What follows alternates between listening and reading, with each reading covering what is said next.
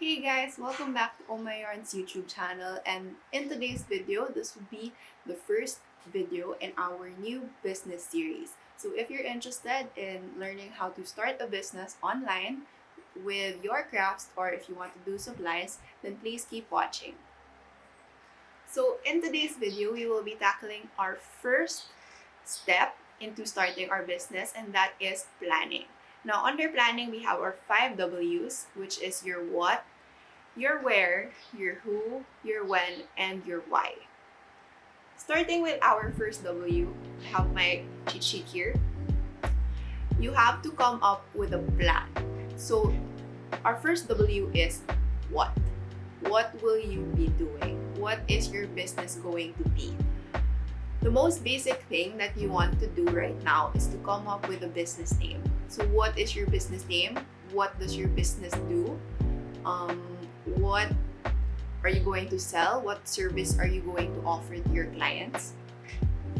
And this doesn't have to be just a one-day thing. It could take you weeks, it could take you months, it could take you a really long time. Everyone has their own pace. So when you want to start a business, you really have to plan for it. The most important thing that you will come up with during this first W is your business name. And what's important when you're coming up with your business name is that you do your research as to that name in itself. Because if you want to start registering your business with DTI, or you want to have your own brand, it's important that you don't have anyone who has the same business name as you, because that would be a problem for you eventually. So what you want to do now is you do a quick search, Google, Facebook, Instagram, of the name that you want, and you can check if the username is available. You can check if the domain is available. You can check if you have anyone similar or anyone who has a similar business name as you. That way, it will be easy for you to customize your business name, and it will be easy for your clients in the future to find you, because if there's a lot of people who are selling as Crochet Philippines, it's gonna be something hard for you to do, because when you search Crochet Philippines, there's like 100 different businesses, pages that come up, and it will be hard for your customer to find you. So your concrete step for this first W is to come up with a business name. You also want to start thinking about the product and service that you want to offer. So here you will start to conceptualize, would I want to have a service which is a made to order service where I take orders from my clients and I will create the product for their specifications, or do you want to have a certain set of products that you want to offer to your clients that are already there? They will choose from it and you just sell it like a normal shop. Or do you want to have supplies and you stock up on your inventory? You want to do drop shipping? It's up to you. That's part of this first W, which is your what. The next W is also very important, because in starting a business, they would say that location is everything. So you have to think about your where. Right now, since we're constricted by restrictions of the COVID pandemic here, it would be reasonable for you to choose a platform online. So that could be Facebook, Instagram, Shopee, Lazada, or any other platform that you know. So with that, you have to really plan according. You have to learn the platform. So on Facebook, how do you make a page? How do you post on the page? What are the features of that page? You have to know, you have to familiarize yourself with the venue that you want to go for. You also have to scope out that location so that you know if that's a fit for you. So are you more inclined towards Facebook? Are you more comfortable using Facebook interface or Instagram interface? Do you think that your products would sell better on Shopee, or do you find Lazada easier to use? It could be something at the start, it could be something that's your own personal preference, because you still don't know what you're going into. So it's best that you start with something that you're familiar with and not what others are familiar with, because a lot of people, they have their own preferences, and it would be hard to go off based off something that is okay for somebody else because it would not necessarily work for you. So you have, in scoping out your wear, you have to really find some place that you feel has good foot traffic, and at the same time, it's somewhere that you want to sell your product with and you feel like your product would do well on. Next, we have our third W, which is who. It's important because you might think right now that you want to target everybody, but that's not the case. Most of the time with brands, there are certain, they would have certain collections or certain aspects of their business that target different sectors. Now, there's no one business that can target everything all at once. That would just make it hard for you because you want to please everyone all at the same time, and it's not that easy. So right now, you have to focus on who do you want to target. If you are selling finished products, who are your finished products for? Are they wearables that you can use for like fashionable youth, millennial type people, or do you want to focus on baby clothes, which you focus on the mothers, or do you want to go into novelty products, which are for collectors or toy enthusiasts when you have your amigurumi? So you have to be focused on who you want to specifically target, what market you want to go into at first. Because if you're a business and you want to target everyone, it would be hard for you because you have to first have a lot of inventory because you're doing a lot of different things at the same time. So if your first order is going to be amigurumi, then your next order would be a bikini top, and then your next order would be a blanket, and then your next order is a pillow cover. It's gonna be hard for you because you have to maintain all different types of inventory to fulfill these orders. Now, if you focus on just one, you can continue growing in that business. So if you're doing amigurumi, it would be easy for you to just make dolls. So all you have to do is keep creating your stuffed plushies, your own designs, and eventually you will get better at it. You can create more designs and you will continue to grow, and your business will be known for having stuffed amigurumi. Or if you focus on bikini tops, you can keep creating more designs, and your customers, when they come back, they know that you can keep creating those products for them. So when you are focused on who your business is geared towards, who your business should be appealing to, it would be easier for you to create products, conceptualize products that will appeal to your customers and those in your social media pages, your audience. Our fourth W is our when. So if you've already thought about your what, your where, and your who, obviously the next thing is to actually do it. So with our when, you have to already have a timeline of when you want to open or when you want to accomplish your goals in leading up to opening your business.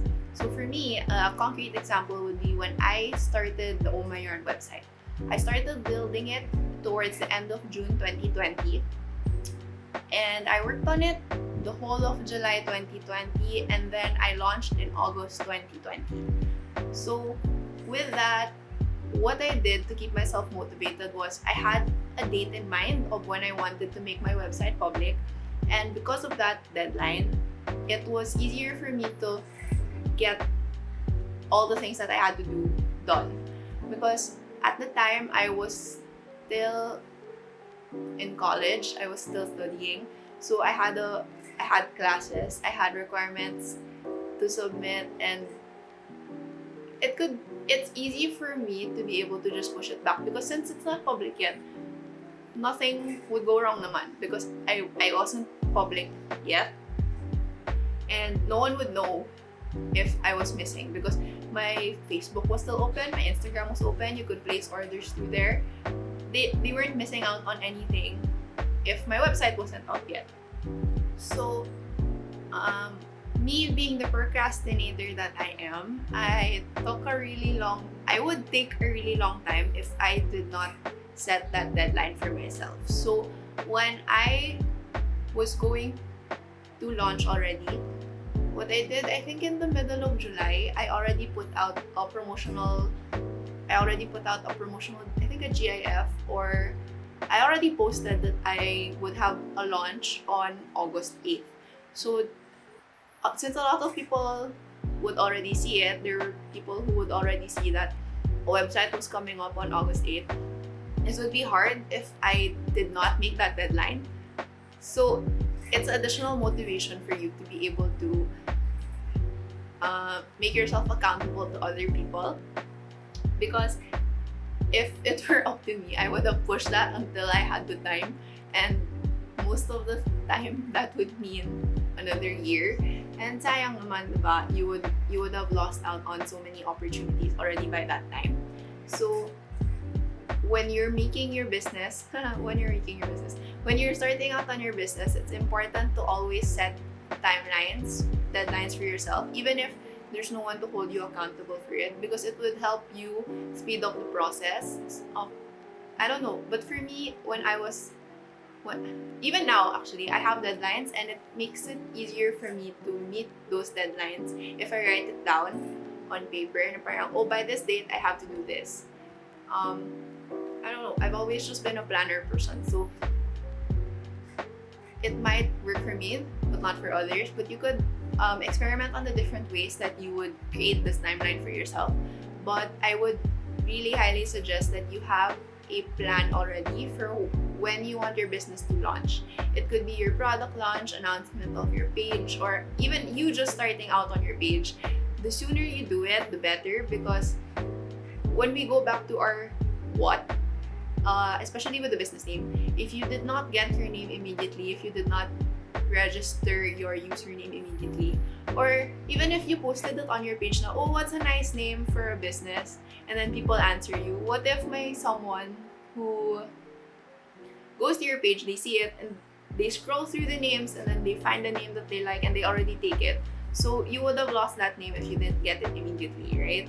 So having your when, it's easier to start. It would help you keep going and just stay motivated because you have a timeline to follow, and it keeps you accountable to yourself that I am really starting this business. I'm really going into this business, and I want to do these things by this date so that I can launch on a certain date.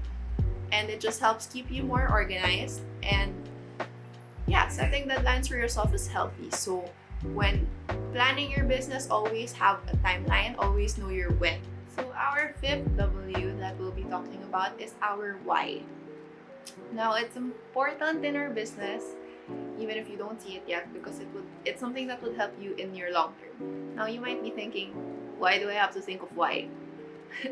Because, okay, short story, when I was starting out with Oh My Yarn, I didn't follow any of this. I didn't have these 5 videos. I did not have the 5 Ws. I didn't have any of this. I just went in and I just started selling the way that I knew how. And I realized after a couple of months that it was something na wasn't going to work out for me in the long run, because when I started out, I was trying to sell products aggressively. Like every time someone would post, I would share my page. Every time someone would ask where to get this cheap, I would post my page. So eventually, I feel after a couple of months, the branding for me then, like before Oh My Yarn was Oh My Yarn, it was Pacific Textile Online. And it became branded as somewhere where you can get products cheap. So if your branding is someplace I can get products cheap, then when new players come and then they decide that they can sell cheaper, mawawala sa'yo yung identity mo, because everyone's already branded you as the place where you can get things cheap. Now, if someone comes that's cheaper than you, no more. It's hard to maintain that because you would always have to work with very low margins, and you would always have to keep pushing yourself to meet your supplier minimums so that you can keep giving that same price. And eventually, you're just going to tire yourself out because you're just selling for the sake of selling it, and you don't really have a purpose. Now, when I realized this, I started thinking about, okay, so what am I really doing here? What do I want to do? And at the time, I wasn't super active posting, but there was a time where I posted my personal review of some sort of a product that we had, and it actually got really good. It got good reactions from our audience at the time, and I realized, hey, that's what I want to do. I want to be able to recommend things to people, and I want them to trust me on my recommendations. Because it's easy for you to get a product and just sell it. But it's different if you've tried the product and you're selling the product because you know that it works. It's easier for you to sell something that you know how it works versus than just selling it off the caption or the description that's provided by your supplier or the standard description on the box of it. It's different. When you are able to actually tell people how you use the product or how much you enjoy using the product and why you enjoy using the product, it becomes more personal.